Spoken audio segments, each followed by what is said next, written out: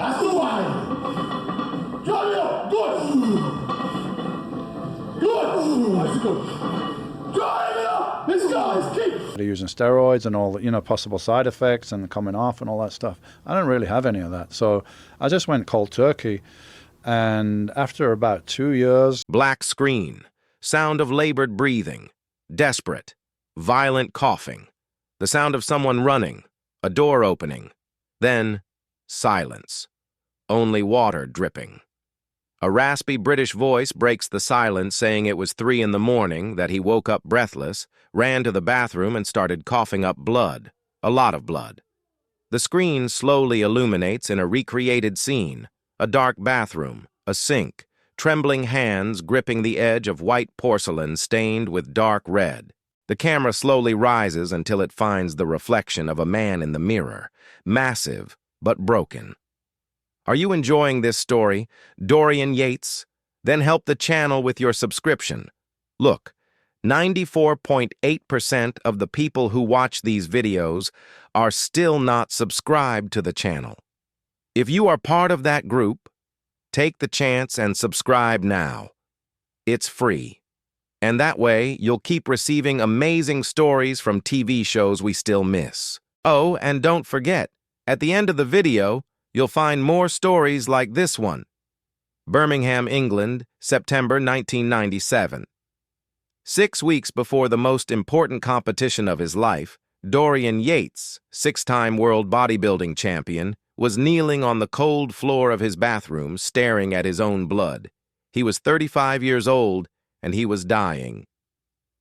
To the world, Dorian Yates was invincible. The Shadow, the man who came out of nowhere and dominated world bodybuilding from 1992 to 1997. 6 consecutive Mr. Olympia titles, never defeated in his prime, a living legend. But while millions applauded his muscles on stage, no one saw what was happening beneath the skin. No one knew that each victory had a price, and that the price was about to be collected. Archive footage shows Dorian on the Mr. Olympia stage. Impossible muscles, superhuman definition, audience standing and applauding, camera flashes, trophies, glory. In the present, at 62 years old, gray hair, sitting in a simple chair against a dark background, without makeup, without filters, he looks directly at the camera and confesses that that morning, looking at the blood in the sink, he knew his body was giving up on him. But you know what his first thought was? It wasn't to call a doctor, it was how he was going to hide this from his trainer, because that's what this sport does to you. But to understand how Dorian Yates got to that bathroom, coughing up blood 6 weeks before defending his 6th world title, you need to go back to the beginning, to prison, to the moment when a lost boy found something that would give meaning to his life and that, eventually, would almost take that same life. Images of Birmingham in the 80s appear. Gray streets, abandoned factories, decadent industrial architecture. Birmingham, 1979.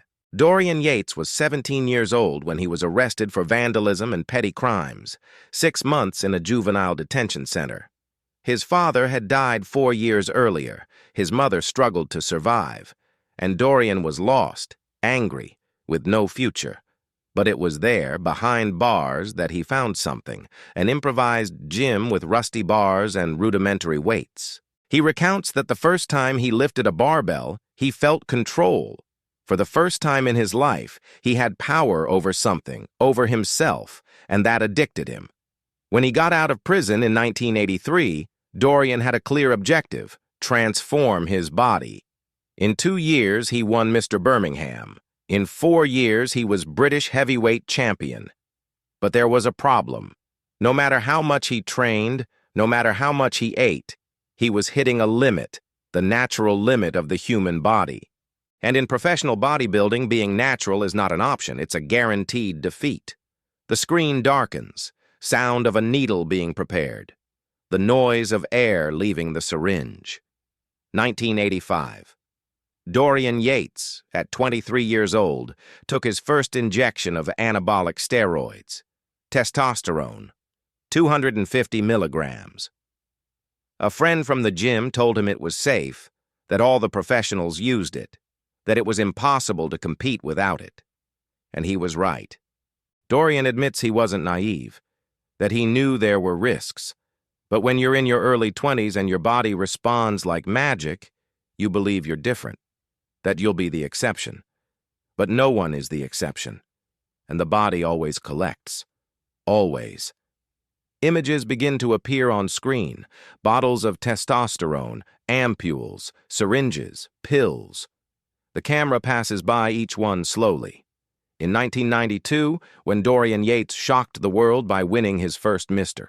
Olympia, he was using a pharmaceutical cocktail that would make any doctor recoil in horror. 1,000 milligrams of testosterone per week, 600 milligrams of decadurabolin, 80 milligrams of oral dianabol daily, 8 international units of human growth hormone, and the most dangerous drug of all, insulin. 10 units before training, 15 after, every day, for years, without pause, without rest. A specialist in sports endocrinology explains before the camera that when you inject these quantities of synthetic hormones, you're not just increasing muscles, you're increasing everything.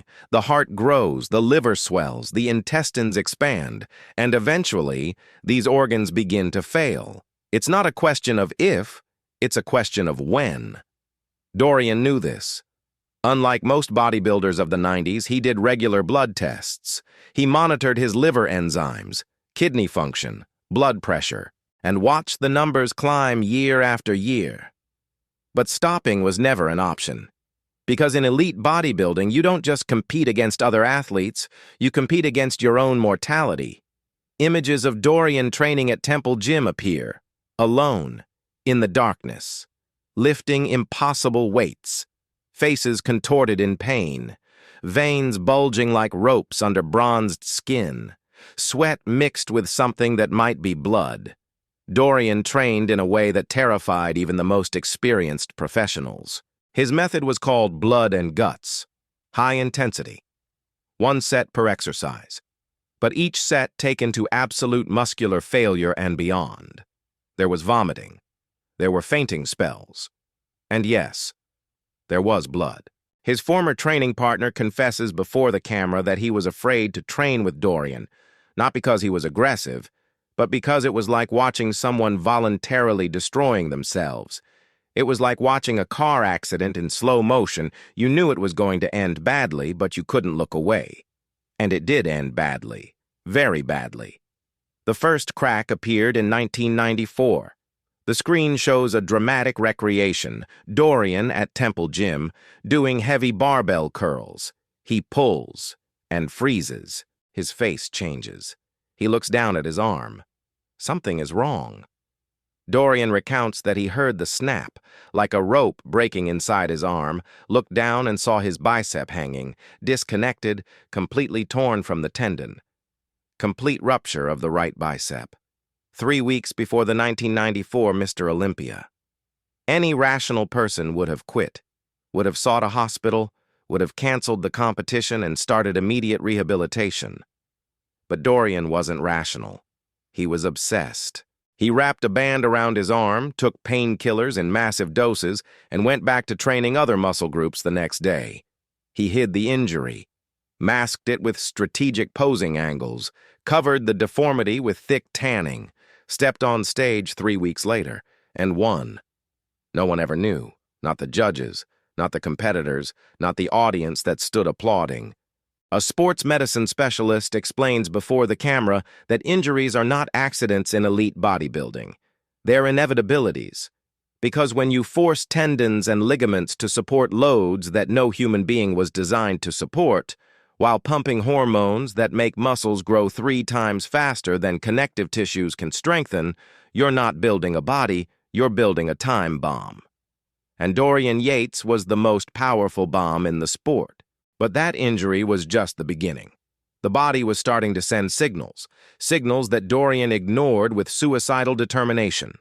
1995 and 1996 passed in a blur of increasingly difficult victories, increasingly painful training, increasingly higher doses. His liver enzymes continued rising. His blood pressure was constantly in the danger zone. He started having chest pains during workouts. He woke up in the middle of the night with his heart racing, beating so hard it felt like it would explode. But he continued, because stopping meant admitting the body had limits, and Dorian Yates had spent his entire life refusing to accept limits. Then came 1997, the year everything collapsed. 6 weeks before Mr. Olympia, Dorian woke up at 3 in the morning. He couldn't breathe properly. His chest was on fire. He ran to the bathroom, bent over the sink, and started coughing, violently, uncontrollably. And then he saw the blood. Not a little, a mouthful, dark red, almost black, thick, coming out of him as if his body was trying to expel him from the inside out. He looked at himself in the mirror, saw a pale man, with red and terrified eyes. And for the first time in his life, Dorian Yates felt real fear. He went to the doctor the next morning. Complete blood tests, ultrasound, electrocardiogram. The doctor looked at the results with that expression doctors make when they have bad news. Liver enzymes were 3 times above normal. Kidney function was compromised. Blood pressure was at 180/110. There were signs of significant cardiac hypertrophy. The doctor was direct, said that Dorian's body was entering multiple organ failure, that if he competed in 6 weeks, there was a real chance of having a heart attack on stage or suffering acute kidney failure in the following days, that he needed to stop immediately, start detoxification treatment and allow his body to recover. And Dorian looked at that doctor, this man who was trying to save his life, and said with a calm and firm voice, "After the Olympia." The doctor tried to argue, showed the numbers again, explained the risks in clinical detail. But Dorian wasn't listening. Because in his mind, stopping before the Olympia meant letting the body win, meant admitting weakness. And he had spent 14 years defining his entire identity as someone who never quit, never backed down, never allowed anything, not even imminent death, to prevent him from winning. So he went home, increased the diuretics to eliminate excess fluid, got blood pressure medication without a prescription, and continued training. 3 weeks before that same Olympia, the bomb finally exploded. Dorian was at Temple Gym doing tricep extensions, 180 kilograms on the bar, an exercise he had done 1,000 times. But this time, when he lowered the bar, he felt something different. It wasn't a loud snap. It was a sensation of deep disconnection, as if something inside his arm had simply come loose. He looked in the mirror. His tricep was sagging, hanging grotesquely, completely wrong. He went to the sports doctor immediately. Ultrasound revealed the extent of the damage. 95% of the triceps tendon had disconnected from the bone. It was one of the worst ruptures the doctor had ever seen. Immediate surgery was necessary, followed by months of rehabilitation. His season was over. His year was over. Perhaps his career was over. But Dorian refused the surgery. He asked the doctor to give him anything that could control the pain for the next 3 weeks. The doctor protested, explained that continuing could cause permanent, irreversible damage. Dorian didn't care. He left that office with a prescription for cortisone, hospital-grade anti-inflammatories, and opioid painkillers, and went back to training the next day. Trained everything except triceps, hid his arm in all training sessions, didn't tell anyone, not his wife, not his training partner. Because if anyone knew, they would try to make him stop, and stopping was not an option. The following 3 weeks were a nightmare. The pain was constant, penetrating, inescapable. He was taking 20 painkillers a day just to function. Woke up in the middle of the night with cramps so violent he screamed alone in his room. Continued coughing up blood occasionally, but now just wiped it discreetly and moved on. His body was literally disintegrating, and he knew it. But he had come too far to stop, invested too much, sacrificed too much. And winning that last Olympia had become a matter of proving something to himself, proving he was stronger than biology, stronger than pain, stronger than death itself. October 1997. Mr. Olympia, Las Vegas. Dorian Yates steps on stage for the last time. He is visibly smaller than in previous years. His physique, while still impressive, doesn't have the monstrous fullness that defined him. But his definition is frightening, every muscle fiber visible under thin and dehydrated skin. He poses alongside Nasser El Sonbati, Flex Wheeler, Kevin Levrone, all legends in their own rights. The competition is fierce. Many in the audience think Nasser should win. Some judges seem hesitant, but when the results are announced, it's Dorian Yates again. 6th title, 6 consecutive years, a record that stands to this day. He holds the Sando Trophy, smiles for the cameras, waves to the standing audience applauding, and in that moment, as the flashes explode around him, as thousands of people shout his name, Dorian Yates makes a decision. He knows he can't continue. His body has finally won. Hours later, in a somber press conference, he announces his immediate retirement. At 36 years old, at his peak, as reigning champion, Dorian Yates steps away from professional bodybuilding. Forever. The audience applauds. The media celebrates. Headlines proclaim that he went out on top, that he made the right decision, that he's a true champion. But no one knows what really happened. No one knows about the blood, about the failing kidneys, about the destroyed tricep, about the sleepless nights, trembling in pain, wondering if he'll wake up the next morning. No one knows that Dorian Yates didn't retire because he wanted to. He retired because his body had nothing left to give. It was broken, mutilated, exhausted to the absolute limit. And then came the collapse. Not physical, though that would come too, but mental, emotional, spiritual. In the following months, Dorian fell into a depression so deep and dark that he can barely talk about it to this day. For 14 years, his entire identity had been defined by a single thing, being Dorian Yates, bodybuilding champion. He woke up thinking about training, ate thinking about muscle growth, slept dreaming of victories. Every decision, every sacrifice, every relationship, everything revolved around this single objective. And now, suddenly, there was no more objective. No more competition, no more reason to wake up. He spent 4 months practically in bed, didn't train, didn't leave the house, barely spoke to anyone. His wife tried to help, but he pushed her away. His children tried to connect, but he was emotionally absent. Because the truth was that Dorian didn't know how to be just a man, just a father, just a husband. He only knew how to be a champion. And without bodybuilding, without the stages, without the daily pain that validated his existence, he was nothing. Or at least, that's how he felt. And there were days, many days, when he contemplated ending it all. When he looked at bottles of painkillers and wondered how many would be necessary. When he sat on the edge of the bed at 3 in the morning with a bottle of whiskey and a darkness so heavy it felt physical. But then something happened. Someone who had heard about his situation invited him to Peru, to an ayahuasca ceremony. Dorian didn't even know what that was, but he had nothing to lose. He was at rock bottom. So he went, and in that humid jungle, on that dark night under the effect of a medicinal plant that opened his mind in ways he never imagined possible, Dorian Yates confronted everything. Every injection he took, every injury he ignored, every lie he told himself, every relationship he sacrificed, every choice he made, prioritizing muscles over humanity. And for the first time, he saw with absolute clarity what he had done to himself. He wasn't a champion who used drugs. He was an addict who accidentally became a champion.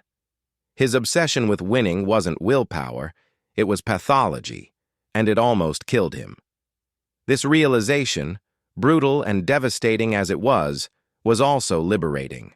Because for the first time, Dorian understood there was a way out. That he could choose to live instead of just survive.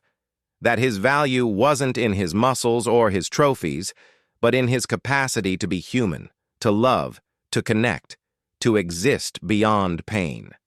He returned from Peru different. Not healed, because damage of this kind doesn't heal completely, but aware. He started therapy, started meditation, rebuilt relationships with his children, started training functionally and healthily, not obsessively, drastically reduced his body weight, allowing his body to finally breathe, and started speaking, telling his story. The real story, not the glamorized version that the bodybuilding industry sells. Today, at 62 years old, Dorian Yates lives with the permanent consequences of his choices. He has a titanium hip, result of decades squatting weights no human being was designed to support. His joints are destroyed. He lives with chronic daily pain. In 2020, he was diagnosed with thrombosis, a blood clot that could have killed him instantly if it had broken loose and traveled to his heart or brain. His heart has permanent hypertrophy. His kidneys will never function at 100% again, and he knows that every extra year he lives is a gift, because statistically he should be dead like so many others of his generation are. But he survived, and now uses this survival as a platform for something more important than any trophy to save lives. He looks at the current generation of bodybuilders and sees younger and more reckless versions of himself. Sees 20-somethings injecting 800 milligrams of trenbolone per week when he used 200 and already thought it was extreme. Sees recreational users, people who don't even compete, using more drugs than he used to win Mr. Olympia, and sees the bodies falling. George Peterson, dead at 37. Dallas McCarver, dead at 26. Rich Piana, dead at 46. Luke Sando, dead at 30. The list grows every month, and the industry says nothing, does nothing. Just keeps selling the fantasy, keeps promoting impossible physiques, keeps profiting while young people die. So Dorian speaks, even when he's criticized, even when he's called a hypocrite for warning about the same dangers he ignored, because he understands something fundamental. If his story, if his suffering, if his scars can save a single life, then maybe, just maybe, it's worth it. He looks directly at the camera, his tired but determined eyes, and speaks with a brutal honesty that cuts like a scalpel. Says he lost 14 years chasing an illusion, lost his health, his marriage, precious years with his children. And what did he gain? 6 trophies that are stored in a box he doesn't even open anymore. Was it worth it? No. 1,000 times no. And if he could go back, if he could talk to that 23-year-old boy about to take the first injection, he would say, don't do it, that your value isn't in your muscles, that it's in your capacity to love, to live, to be human, and that you'll throw all of that away for applause from strangers who will forget you the moment the next champion emerges. The screen shows statistics in pulsing red. More than 50 professional bodybuilders have died before age 50 in the last 20 years. Most from heart problems, kidney failure, thrombosis, all related to the use of steroids, growth hormone, and insulin. And these are just the professionals whose deaths were public. How many recreational users died without making headlines? How many young people in gyms around the world are building muscles today that will become their coffins tomorrow? Dorian leans forward, his voice low but intense, and makes a final plea. If you're thinking about using steroids, if you're thinking about following his footsteps, if you think you can do it the right way, the safe way, the smart way, you can't.